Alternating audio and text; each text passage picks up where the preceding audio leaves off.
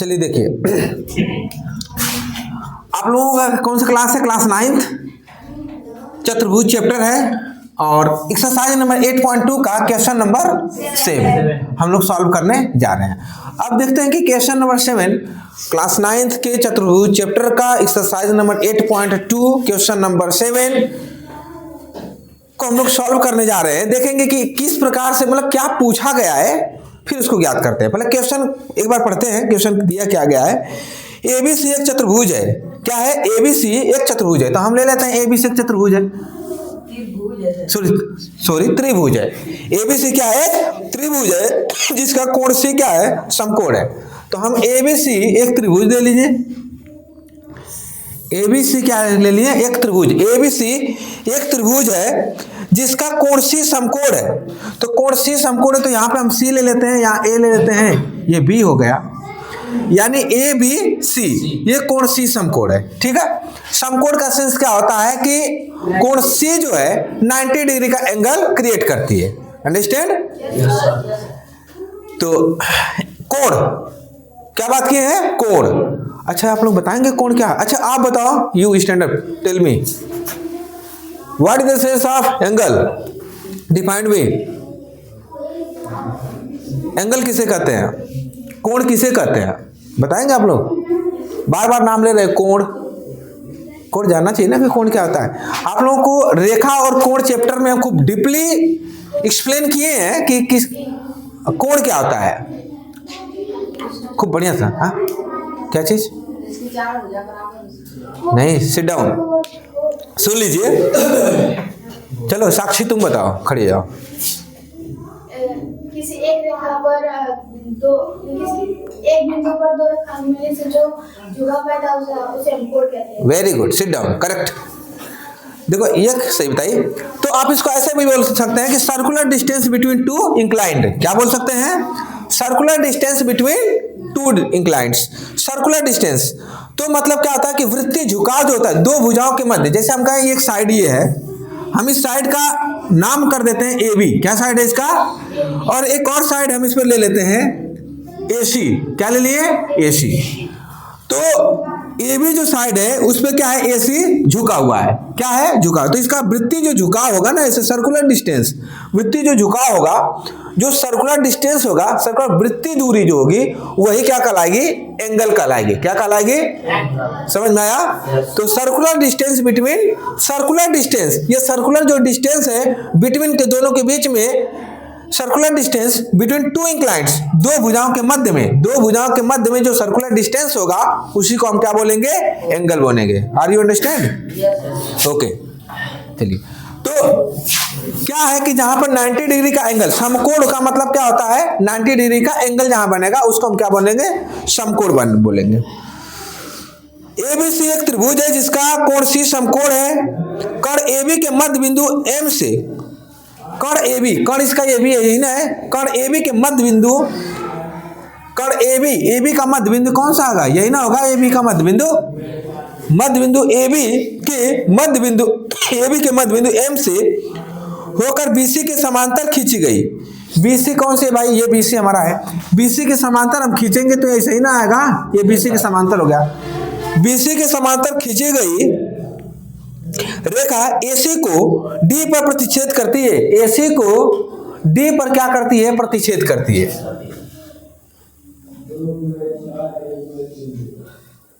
मध्य बिंदु एम से, एम यहां पे क्या नाम रखेंगे?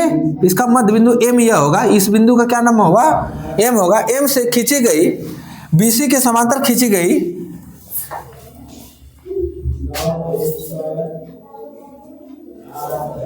रेखा एसी को, रेखा एसी ना होगी, एसी को डी पर प्रतिच्छेद करती है। किस पर? यहां डी पर क्या करती है? प्रतिच्छेद करती है। तो दर्शाना है, हमें क्या दर्शाना है? तो सबसे पहले क्या लिखेंगे? दिया है। सबसे पहले क्या लिखेंगे? दिया है। तो हम जब सॉल्व करने चलेंगे तो क्या लिखेंगे? सबसे पहले दिया है। क्या दिया है? ए बी सी एक त्रिभुज है। ए बी सी एक क्या है? त्रिभुज है। ए बी सी एक त्रिभुज है।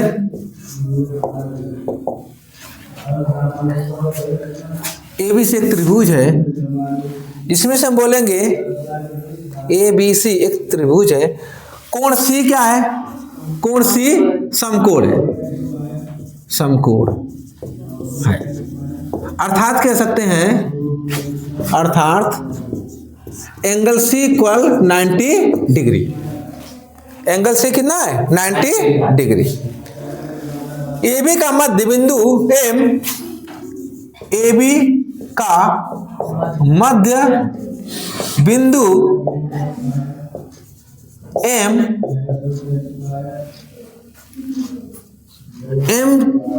एम से बीसी के समांतर, बीसी के समांतर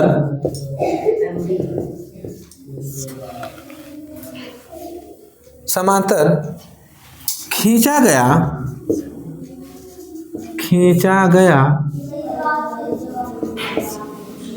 रेखाखंड AC को बिंदु D पर प्रतिच्छेद करता है। क्या करता है?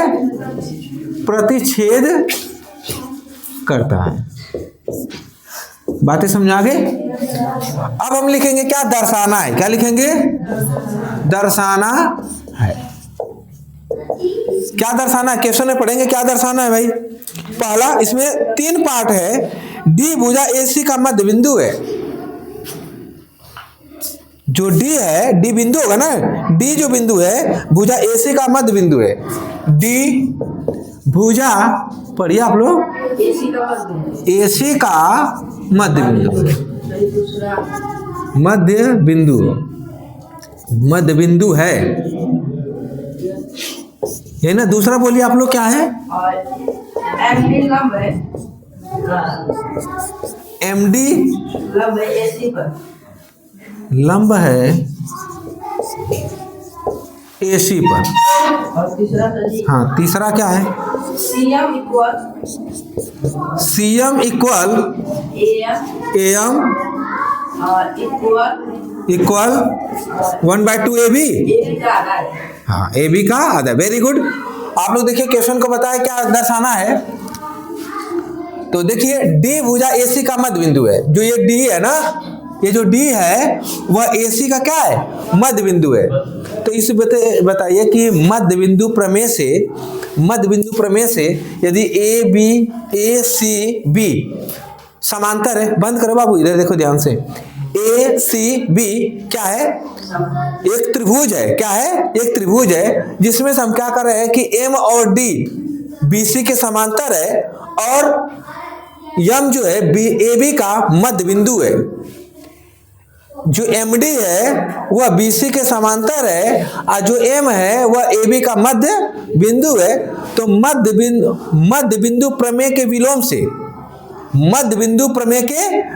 से यह बताया गया है कि यदि किसी त्रिभुज की एक भुजा का मध्य बिंदु से खींचा गया रेखाखंड यदि किसी एक भुजा के समांतर है तो तीसरी भुजा को मध्य बिंदु पर प्रतिच्छेद करेगा।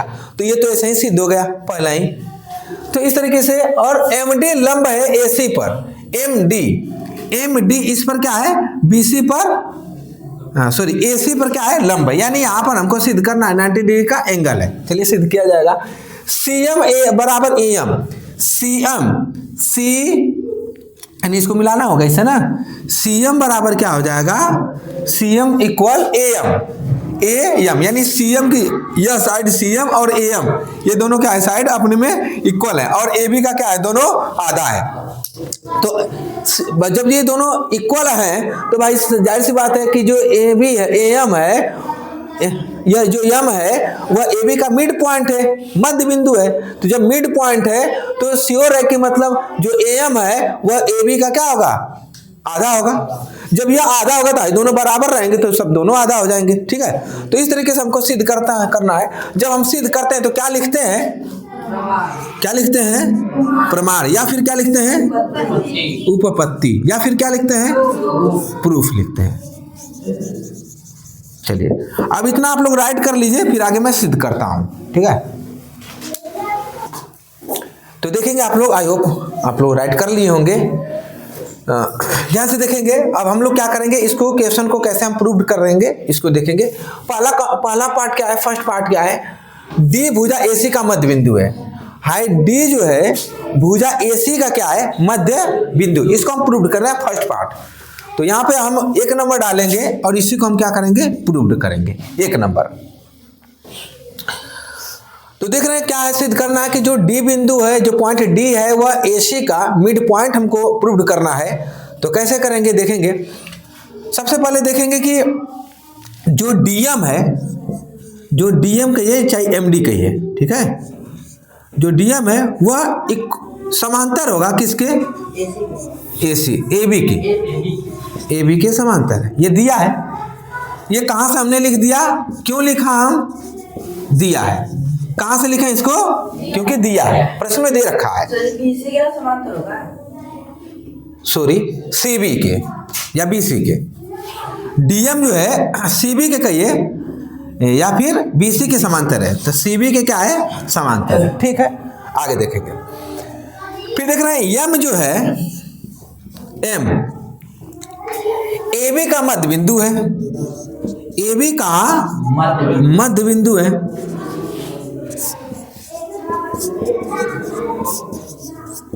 ये कहां से हमने लिखा, कहां से इसको हम लिखे, क्वेश्चन में दिया है, प्रश्न में क्या हुआ है, दिया है, ऑलरेडी दे रखा है, ये दिया है। अच्छा, जब ये दिया है, अब ये बताइए M जो है AB का मध्य बिंदु है, M जो है AB का मध्य बिंदु है, और जो MD है वह CB का के समांतर है। तो मध्य बिंदु प्रमेय से यह क्या हो जाएंगे, जो D होगा, D वह अभी क्या हो जाएगा, AC का मध्य बिंदु होगा, AC का मध्य बिंदु होगा, मध्य बिंदु होगा, ठीक है। आपका सही है, चूंकि यह इसके समांतर है, चूंकि M जो इसका मध्य बिंदु है, क्यों है वहां पर रीजन देखिए, इसलिए कह सकते हैं, इसलिए D जो है AC का मध्य बिंदु होगा। क्यों होगा, मध्य बिंदु प्रमेय के विलोम से, क्यों होगा, मध्य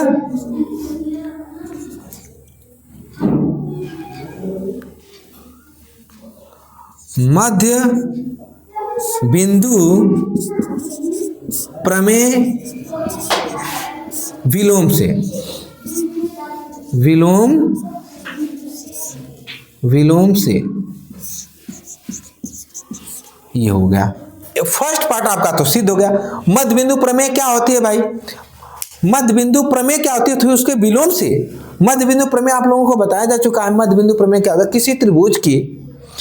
किसी त्रिभुज की दो भुजाओं के मध्य बिंदु को मिलाने वाली रेखा तीसरी भुजा की क्या होती है, समांतर। ये तो मध्य बिंदु प्रमेय होता है। इसका विलोम क्या होता है, जैसे हम कह रहे हैं कि AB का मध्य बिंदु M है और AC का मध्य बिंदु मान लेते हैं कि पहले हम मान लेते हैं कि ये D है, इसका मध्य बिंदु है, तो इन दोनों को मिलाएंगे तो इसके समांतर हो जाएगी, क्या हो जाएगी, समांतर।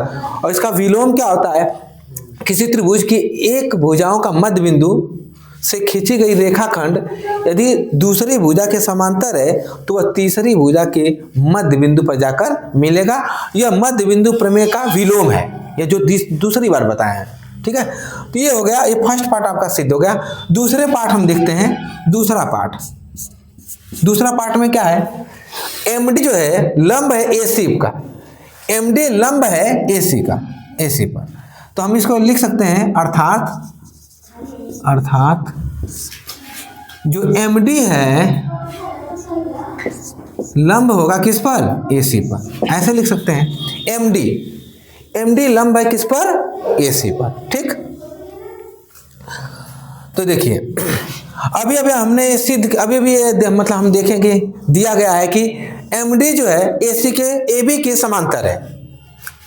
जो MD है या DM कह देते हैं, DM है समांतर है किसके, CB के, किसके, क्यों समांतर है, समांतर क्यों है, दिया है, बोलिए आप लोग। जो डीएम है वह समांतर किसके, सीबी के। और इसको हम मान लेते हैं ये क्या है, तिर्यक रेखा है, ट्रांसवर्सल लाइन है। सीडी क्या है, तिर्यक रेखा है। हाँ यहीं पे लिख देते हैं, चलो यहीं पे सीडी तिर्यक रेखा है, तिर्यक रेखा है।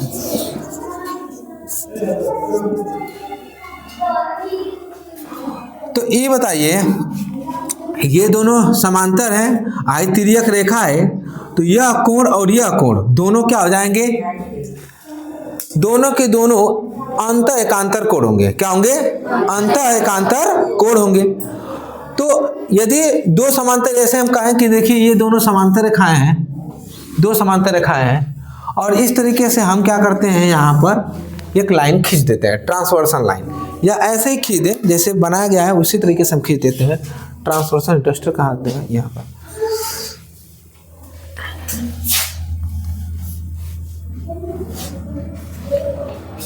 इस तरीके से खींच दिए, ट्रांसवर्सल लाइन हो गया। ठीक है, क्या हो गया, ट्रांसवर्सल लाइन हो गया। तो यहां पे हम देखेंगे कि यह एंगल और यह एंगल क्या हो जाएगा, अंत एकांतर कोण हो जाएगा। कौन सा कोण हो जाएगा, अंत एकांतर कोण हो जाएगा। तो हम देख रहे हैं कि यह कोण ऑलरेडी 90 डिग्री है, हाई वाला एंगल, एक एंगल तो पहले ही से कोण है, और हमें पता है कि अंत एकांतर कोण, ये दोनों अंत एकांतर कोण होंगे, होंगे कि नहीं होंगे, होंगे ना। तो हमें पता है कि तिर्यक रेखा के एक ही ओर बने कोणों का योग कितना होता है, 180 अंश होता है। कितना होता है, 180। याद है ना, रेखा और कोण में इसको बताया गया था कि तिर्यक रेखा की यदि दो समांतर रेखाएं हैं, दो समांतर रेखाएं हैं, या फिर दो रेखाएं हैं, समांतर रेखा छोड़ दीजिए, ये है क्या कि ये इसके दो रेखाएं हैं, उनको एक ट्रांसवर्सल लाइन इंटरसेक्ट कर रही है, तो तिर्यक रेखा के एक ही ओर बने कोणों का योग कितना होता है, 180 अंश। तो ये बताइए, पहले ही से 90 डिग्री है, इन दोनों का योग कितना होगा, 180 अंश। तो 180 अंश में इस 90 को घटाएंगे तो कितना होगा, 90 बचेगा ना। तो इन दोनों का योग कितना होगा, 90, 180 अंश होगा, और ये ऑलरेडी 90 दिया है, तो 180 अंश में से 90 घटाएंगे तो कितना बचेगा, ये भी 90 अंश बचेगा। कितना बचेगा, तो ये सिद्ध हो गया बच्चों आप लोगों का, यह 90 डिग्री होगा। बातें समझा रही है, क्या कर रहे हैं, बंद कर। अब यहाँ से हम देख रहे हैं कि भाई देखिए, ये जब देखो, ये यहाँ से दो तर्क लगा सकते हैं, दो तरीके से बता सकते हैं कि ये 90 है, ये 90 है, ये भी 90। कैसे, क्योंकि इसको हम समांतर कैसे लिखा है, ठीक है। हमको बस इतना पता होता है कि यदि दो रेखाएं हैं ऐसे, ठीक है, इसी तरीके से वो समांतर हुआ नहीं, क्योंकि ट्रांसवर्सल लाइन तिर्यक रेखा प्रतिच्छेद कर रही है, तो तिर्यक रेखा की एक ही ओर बने कोणों का योग कितना होता है, 180 अंश होता है। कितना होता है, 180 अंश। यदि 180 अंश होगा तो भाई 90 होगा, तो 180 अंश से 90 घटाएंगे तो ये 90 हो जाएगा। अच्छा, तो हम कहते हैं कि यदि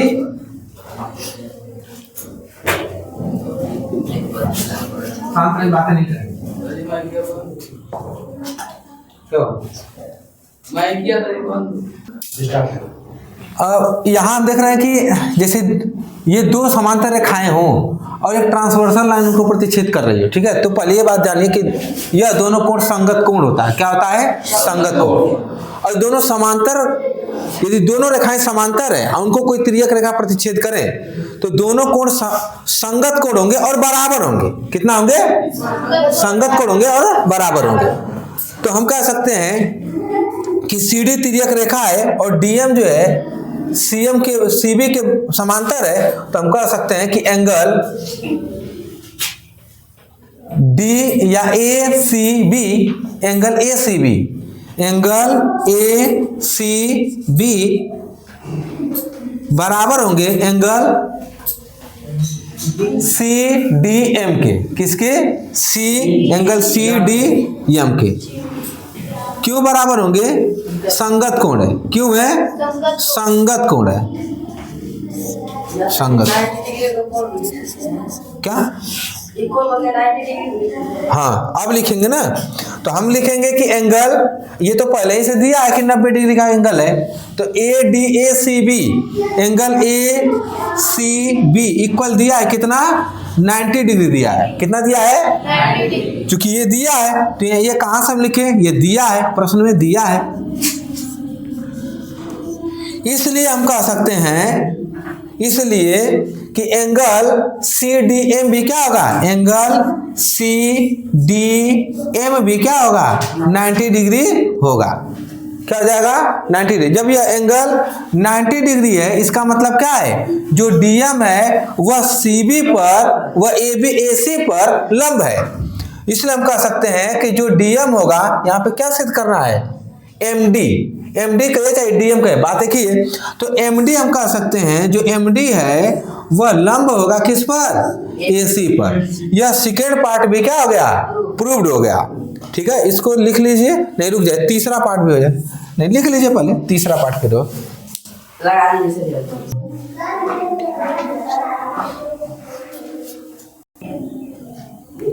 तीसरा पार्ट, अब हम लोग देखेंगे तीसरा पार्ट क्या दिया है। CM AM के क्या है, जो CM है वह AM के बराबर है, ये दोनों CM और AM AB के आधा है। तो इसके लिए हम क्या करेंगे कि त्रिभुज ADM और CDM दोनों को सिद्ध करेंगे सर्वांगसम। कैसे, क्या सिद्ध करेंगे, सर्वांगसम। कैसे सर्वांगसम सिद्ध होगा, कैसे सर्वांगसम सिद्ध होगा, क्योंकि हम जानते हैं कि DM दोनों में है, DM इक्वल DM हो जाएगा, दोनों में कॉमन है। और AD और CD दोनों क्या है, मध्य बिंदु, दोनों बराबर है, क्योंकि D मध्य बिंदु है, सिद्ध किया गया था। और इसके बाद एक दोनों का कोण जो है 90 डिग्री है, दोनों में एक कोण बराबर है। तो यह सर्वांगसमता नियम से दोनों त्रिभुज क्या हो जाएंगे, सर्वांगसम हो जाएंगे। जब दोनों त्रिभुज सर्वांगसम में हो जाएंगे तो हमें पता है कि सर्वांगसम त्रिभुज के संगत भाग क्या होते हैं, बराबर होते हैं। यानी CM भुजा AM भुजा की क्या हो जाएगी, संगत भुजा हो जाएगी, और ये दोनों बराबर हो जाएगी। और ये दोनों क्या है, जब ये इसके बराबर है तो AM क्या है, AB का आधा है, तो सिद्ध हो गया। ये तो सिद्ध करना था। चलिए देखते हैं, हम लेंगे त्रिभुज ADM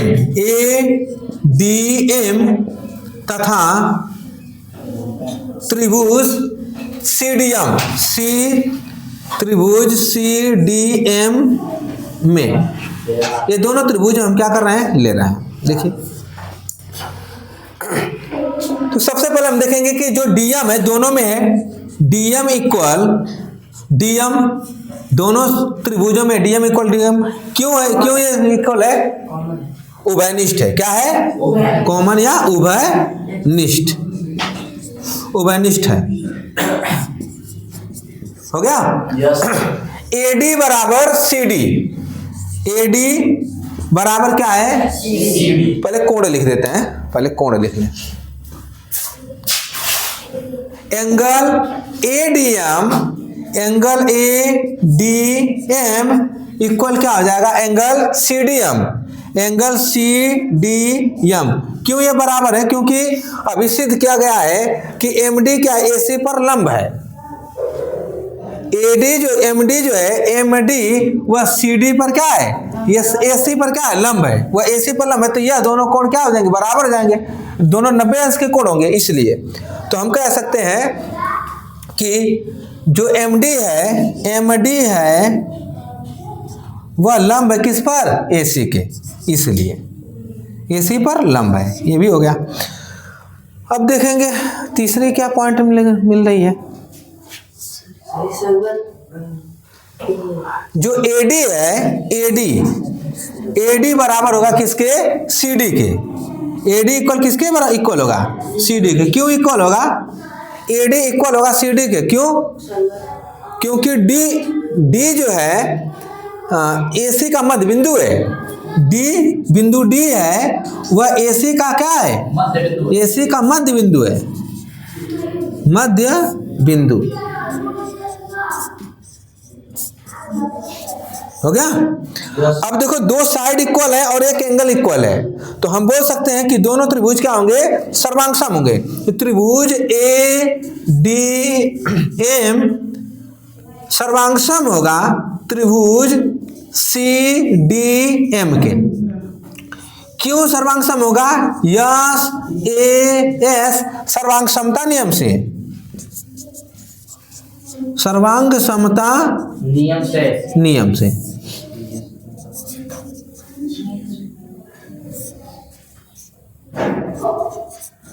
ठीक है। अच्छा, ये दोनों सर्वांगसम हो गए, ये दोनों त्रिभुज क्या हो गए, सर्वांगसम हो गए। ADM और CDM ये दोनों सर्वांगसम हो गए, तो CM इक्वल हो जाएगा किसके, AM के।